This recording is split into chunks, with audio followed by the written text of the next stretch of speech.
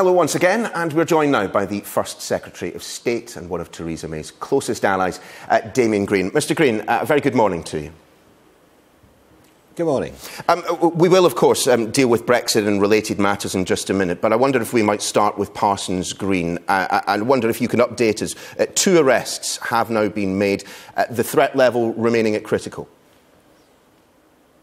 It is, as you say, there was obviously an arrest in Dover yesterday, and then late last night the police arrested someone else in London, but the police operation is still continuing, obviously very, very intensively.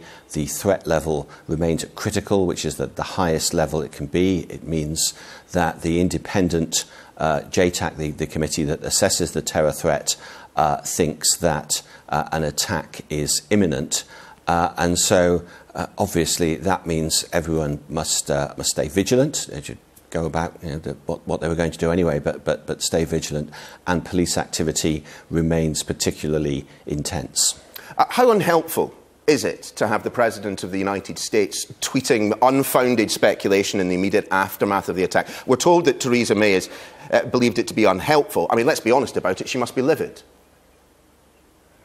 Well, as you say, it is unhelpful for anyone to speculate about police information or police activities when they are conducting operations, particularly in any kind of crime, but particularly in counter-terrorism operations. So I would urge anyone from the President of the United States downwards not to tweet speculation about police activities when they're actually happening. I mean, you said there from the President down, but, it's pretty remarkable that the holder of one of the highest offices in the world feels free to tweet in 140 characters about an ongoing investigation of an incident in which hundreds of people potentially narrowly escaped death.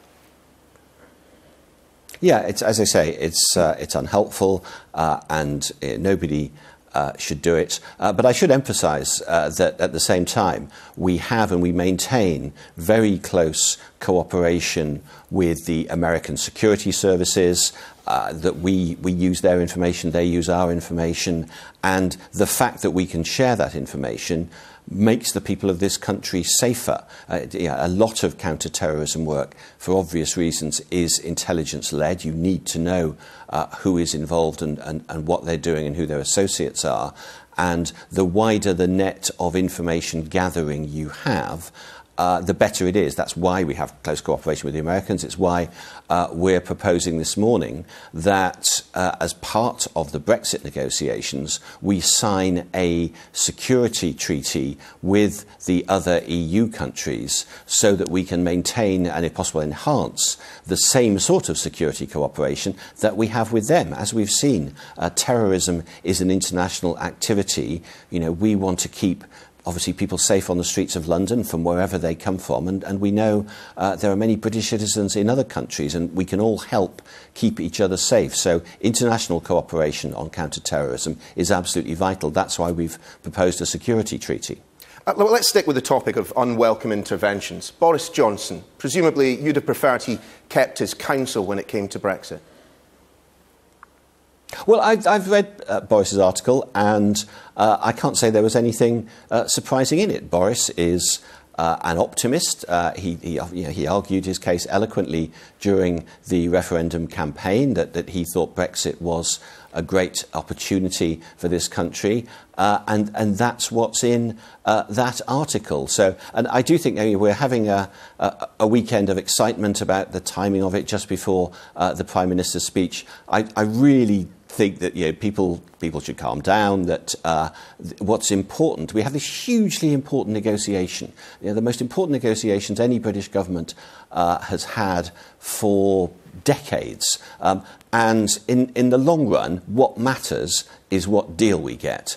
And therefore, the timing of individual articles in individual newspapers is a pretty second-order issue. There was, I've read the article, and there's nothing in it that contradicts the Lancaster House speech. Mr. Green, the problem is, of course, is that Boris Johnson is not a backbencher. He is the Foreign Secretary. And logically, the only way that he could not be undermining the Prime Minister ahead of her speech in Florence is if what he said in his 4,000-word article chimes exactly with what Theresa May is planning on saying. And we both know that's not the case. Well, I'm not sure you've seen what she's going to say in Florence. I suspect not. Otherwise, Sky would be broadcasting it. So, we'll all have to wait and see what's in the Prime Minister's speech on Friday. But I think the underlying point is there that the Cabinet is united in working for the best possible Brexit deal for Britain. And what has been good is that those who fought hard on either side of what was a pretty strong referendum campaign, strong in terms of the strength of the feelings on both sides, that those of us who argued for Remain, like me, those who argued to leave, like Boris, can now get together and actually work out what's best for Britain now that the British people have delivered their verdict. That's what I'm interested in, what deal we get for the British people at the end of it. OK, given that this is such a united government, I'm sure you won't mind if I put some of Boris's plan towards you. He doesn't mention transition. He makes it clear he believes there should be no payments after the point of exit from the European Union. And again, once again, we have this mythical £350 million a week that he and precious few others say is available for the NHS. Theresa May is going to be mentioning that, I suppose. Well, we will certainly, the issue of money is an important one. But before you get to how much money might be available to the British government afterwards, you have to negotiate that figure. And we've said, and we will maintain this, that we, the government, recognise that Britain is a country that meets its obligations and that we will have obligations to continue to pay, but also, while we're still a member, obviously not beyond that, but also there will be projects and perhaps institutions that we want to remain a member of. And let me refer back to the security issue we were discussing a couple of minutes ago. As part of the security treaty that we propose, we will want to remain a member of Europol. That's a Europe-wide organisation, and clearly, if we're a member of that, we will continue to contribute Mr. Green, to I'm that. sorry, I really want to bring it back to the topic of Boris agreed. Johnson, because he is the Foreign Secretary, and there are significant others within your party who read his intervention on Friday as an attempt either to hamstring or to tie the Prime Minister. Why is there so much anger from a section of the 22 committee if Boris Johnson is just simply setting out the ground on which Theresa May will build? I think Boris, as I say, if you read the article, there is, I mean, it's expressed in the ebullient way that Boris always does. He's a very entertaining writer, but the underlying thrust of it is everything that Boris has argued before. So he is not going to be sacked for complete insubordination. He's not going to be sacked for insubordination. He's not going to be sacked for speaking out, days ahead of Theresa May's most significant intervention on Brexit since the Lancaster House speech.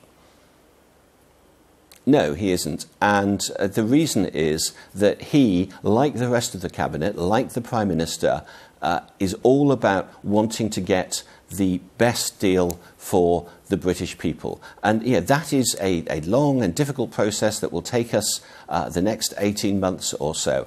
But getting that right is so important for the future of this country that very many people feel very strongly about it. There are obviously discussions inside government, as there are in public, about how we best achieve that. And that's that's the way of the world. I'm really sorry, Mr Green, to keep pressing you on this. I mean, your colleague within the party, Ruth Davidson, has said that at times like this, you know, your thoughts should only be of service. Instead, what we get from Boris Johnson, at a time when people are being treated in hospital, when the terror threat level is at critical, meaning that an attack is imminent and lives could be lost, he chooses to bang on about Brexit. Is there no one within the Conservative Party right now that can tell the Foreign Secretary to shut up?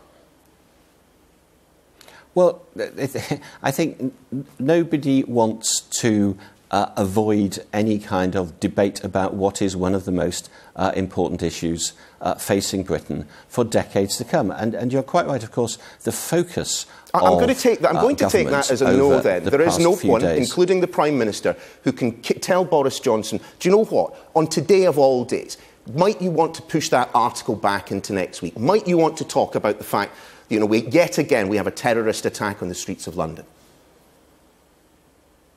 Well, as I say, I think the timing of an individual article is much, much less important than the ultimate result. And everyone in government is actually working towards the best possible Brexit deal, because that's what will matter to people watching this programme, to the British people more generally. They will want to see at the end of this process that we've got a deal that enhances our prosperity, that keeps close links with our friends, other democratic countries in Europe, but also enables us to strike trade deals with the rest of the world. That's what's important. So Boris Johnson is not a backseat driver of this Brexit process. You know, he's not in the front seat fiddling with the sat-nav. The driver of this Brexit process is the Prime Minister. That's her job, and it is one of the significant tasks that is obviously would set for her, for this government, that we have got to do the Brexit deal. And we are all absolutely determined to make sure that that's going to be the best deal that we can have, and the Cabinet is absolutely united on that. I suspect that others might disagree with that. Damian Green, though, we do thank you for being with us. Much appreciated.